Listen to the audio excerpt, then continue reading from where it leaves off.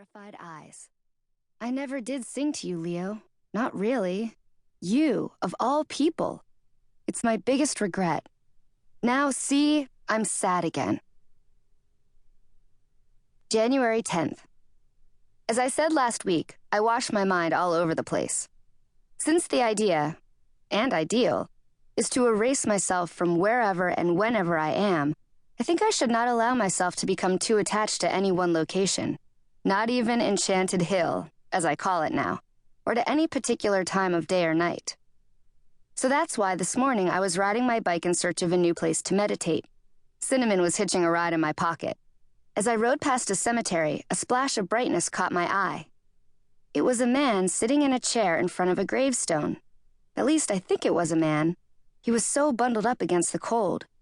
The bright splash was the red and yellow plaid scarf he wore around his neck. He seemed to be talking. Before long, I found myself back near my house, in a park called Bemis. I climbed onto a picnic table and got into my meditation position. Okay, back up. I'm homeschooling again. Gee, I wonder why. My Mica High School experience went so well. Ha ha. So I have to meet all the state requirements, right? Math, English, etc., which I do. But I don't stop there. I have other courses too, unofficial ones, like Principles of Swooning, Life Under Rocks, Beginner's Whistling, Elves. We call it our shadow curriculum. Don't tell the state of, oops, almost told you what state I'm living in. My favorite shadow subject is Elements of Nothingness. That's where the mind wash comes in. Totally wiping myself out, erasing myself. Remember the lesson I gave you in the desert? Which, when you think about it, is really not nothing. I mean, when I'm really doing it right, getting myself totally erased, I'm the opposite of nothing. I'm everything. I'm everything but myself. I've evaporated like water vapor into the universe. I'm no longer Stargirl. I am tree, wind, earth. Okay, sorry for the detour. And parenthetical overkill. So there I was, sitting cross-legged on the picnic table, eyes closed, washing my mind, and getting school credit for it, and suddenly I felt something on my eyelid. Probably a bug, I thought, and promptly washed away the thought. And the something on my eyelid just became a part of everything else. But then the something moved.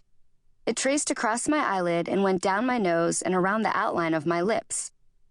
Then a voice, woman's, harsh, Dootsie. Then, hello, my name is Dootsie. I'm a human being. What are you doing? I opened my eyes. A little girl was sitting cross-legged in front of me.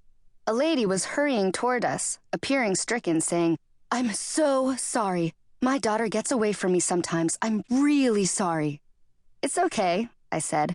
I was groggy, like waking up. I looked at the little girl. Dootsie. I was meditating. I was being nothing. Dootsie frowned. The sun brought rusty highlights to her curly hair. She reached out and touched me again. She laughed. You're not nothing. She poked my knee. You're right there. To me, I was nothing, I said. It's hard to talk about. She frowned again.